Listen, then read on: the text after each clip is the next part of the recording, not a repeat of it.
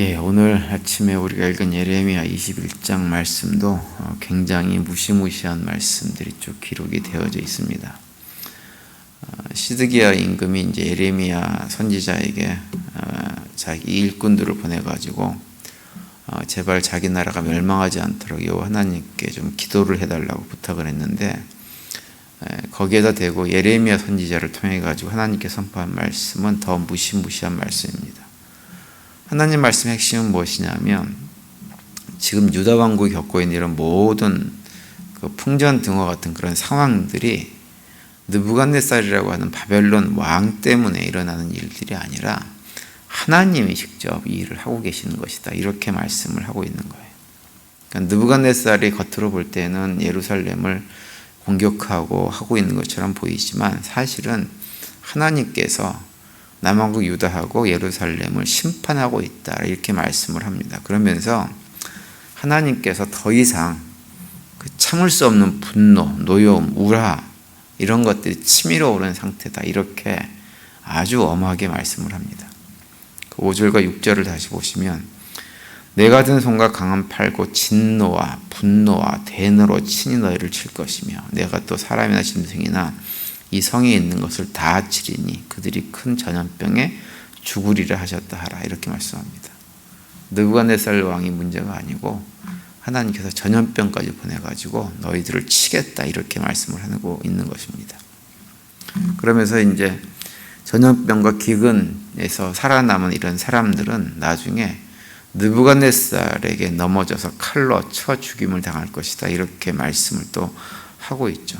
그러니까 하나님께서 유다하고는 예루살렘을 더 이상 조금도 불쌍히 여기지 않고 그들을 완전히 멸해버릴 것이다, 이렇게 선포를 하고 있는 거예요. 그래서 7절 맨 뒤에 보시면, 느부갓네살 왕의 손과 그들의 원수의 손과 그들의 생명을 찾는 자들의 손에 넘기리니 그가 칼날로 그들을 치되라고 이렇게 말씀을 하고 있습니다. 이런 예언서, 특별히 예레미야서에 나와 있는 이런 하나님의 선포를 보면서 어떤 생각이 좀 드세요? 남왕국 유다 백성들이나 예루살렘은 하나님께서 하지 말라고 하는 우상 숭배를 열심히 했기 때문에 이런 대적, 이런 취급, 이런 징계를 받아도 아무렇지도 않다라는 생각을 하시죠, 그죠?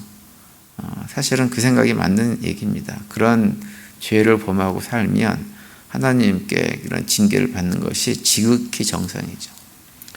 근데 우리가 늘 잊지 말아야 될 건 뭐냐면, 예레미야서 같은 데 이렇게 기록된 이런 내용들이 특별히 그 예루살렘 남왕국 유다 백성들이나 이런 사람들의 모습, 죄악된 사람들의 모습, 그리고 심판받는 이런 모습들이 다 누구를 대한 얘기냐면 이스라엘 백성들에 대한 얘기가 아니고 우리 인간들의 얘기입니다. 인간들. 우리 인간들이 그만큼 하나님을 화나게 만든다고 하는 거예요. 화나게 만들고 분노와 이런 노여움 속에 징계를 하지 않을 수밖에 없는, 징계를 하고 해야만 하는 그런 상태로 우리 인간들이 살아가고 있다고 하는 거예요. 그래서 오늘 본문에서 말씀하고 있는 것처럼 하나님께서 전염병으로 그들을 치시고 남은 자들을 전쟁의 칼로 다 망하게 만듦을 당해도, 그런 일을 당해도 우리 인간의 존재는 하나님 앞에서 그 어떤 불평도 할 수 없는 것이 우리 인간이라고 하는 것을 이런 예레미야 말씀들을 통해 가지고 우리에게 거듭거듭 말씀을 해주고 있는 것입니다.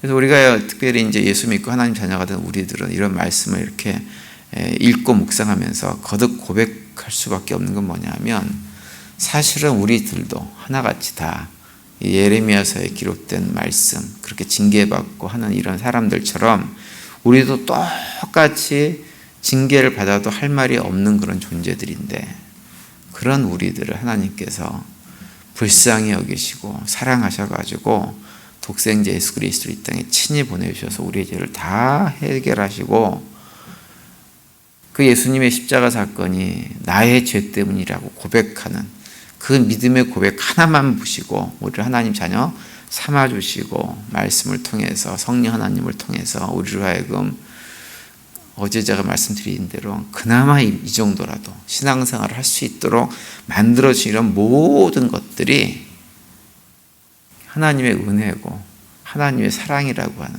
그래서 그 은혜에 감사하는 삶을 살아야 되는 놀라운 특권을 누리고 우리가 살고 있다고 하는 것을 고백하며 사는 것입니다. 아멘이시죠? 예. 우리가 해야 될 것은 그것뿐이 없습니다.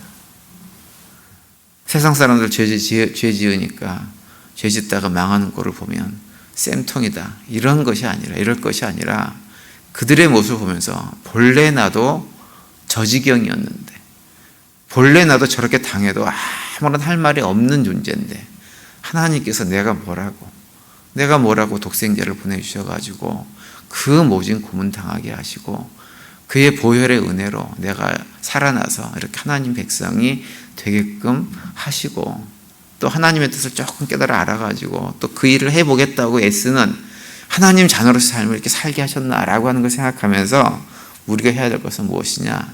그 은혜에 감사하는 것밖에 없습니다. 그래서 우리가 너무나 잘 아는 에베소서 2장 8절과 9절에서 이렇게 말씀을 해주고 있죠. 여러분은 믿음을 통하여 은혜로 구원을 얻었습니다. 이것은 여러분에게서 난 것이 아니요 하나님의 선물입니다. 행위에게서 난 것이 아닙니다. 그러므로 아무도 자랑할 수 없습니다. 이렇게 말씀을 하고 있어요. 우리가 하나님의 자녀 된 것, 그 어디에도 우리가 뭔가 노력해서 수고해가지고 우리 행위를 통해가지고 하나님께서 우리 행위를 이쁘게 보셔서 우리를 구원해 주신 것이 결코 아니라고 하는 거예요. 하나도 없다고, 하나도. 우리가 우리의 행위를 내세울 만한 것은 단 한 가지도 없다고 하는 거예요. 한 가지도 없고 모든 것이 하나님의 은혜일 뿐이라고 하는 거죠. 목회를 하다 보면 있다가 다른 교회 임직식에 축사를 해달라고 부탁을 해서 가야 되는 경우들이 있다고 있어요. 특별히 이제 지역에서 이렇게 목회자 회비회나 교회 회비회 회장 같은 걸 하게 되어지면 그런 경우가 더러 있습니다. 많은 교회에서 이제 우리 교인들이 임직식, 장로, 권사, 안수집사 임직식을 하게 되어지면 주변의 목사님들 초청해가지고 권면도 하고 축사도 하고 이렇게 하죠. 최근에 제가 있었던 그 지역에서도 제가 교회 협의회 회장을 한번 했었기 때문에 회장을 할 때 한번 축사를 하러 갔었는데요. 이제 임직식 축사를 하러 가서 보면 이제 그 교회가 건강한 교회인지 건강하지 못한 교회인지가 좀 이렇게 보여지는 경우들이 많이 있어요.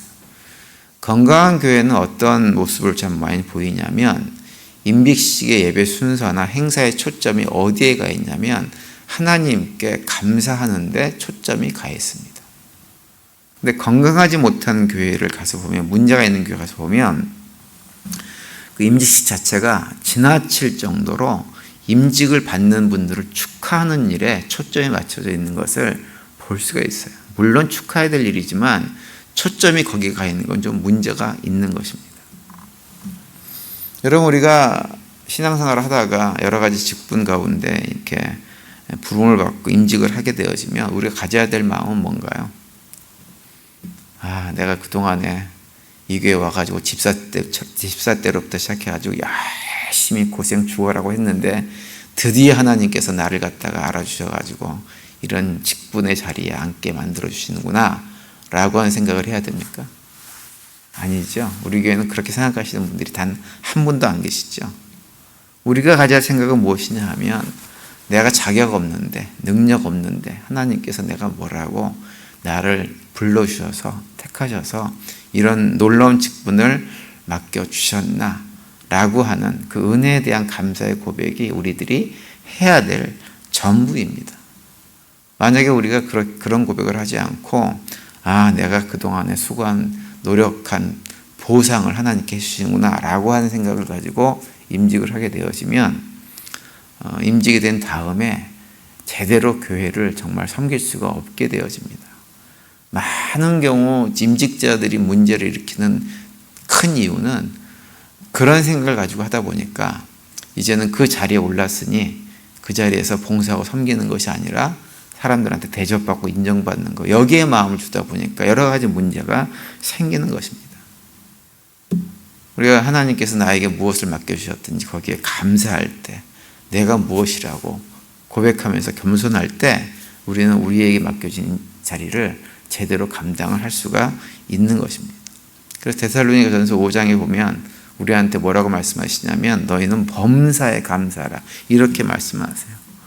범사에 감사라고 하는 것은 우리가 어떤 자리에 있든지 상관없이 그 자리에서 늘 하나님께 감사하고 살아가는 것, 그것이 믿음의 성도들이 해야 될 전부라고 하는 것을 우리에게 말씀을 하고 있는 것입니다. 그리고 우리가 그런 감사의 고백을 하고 살아갈 때 우리에게 어떤 일이 벌어지느냐, 영적으로 성숙할 수 있는 근거가 마련되는 거예요. 그 감사함이 없이는 영적인 성숙함의 자리로 나가지 못합니다. 하나님의 은혜를 생각하면서, 대속의 은혜를 생각하면서, 하나님께서 부어주신 사랑을 생각하면서 늘 감사하고 살아가는 것, 그것이 없게 되어지면 그 자리를 무엇이 차지하게 되어지냐면 교만한 마음이 차지할 수밖에 없게 되어집니다. 그러면 그 교만한 마음을 가지고 믿음 생활하게 되어지면 하나님 관계는 둘째치고 이웃과의 관계도 다 이렇게 저렇게 깨질 수밖에 없게 되어지고 신앙생활 자체가 굉장히 힘들어지게 되어집니다. 그래서 우리가 해야 될 것은 무엇이냐? 하나님, 나 같은 것을, 정말 심판받아 멸망해야 해도 할 말이 없는 나 같은 것을 구해 주신 것을 감사합니다. 그런 고백 가운데 믿음의 길을 걸어가는 것입니다.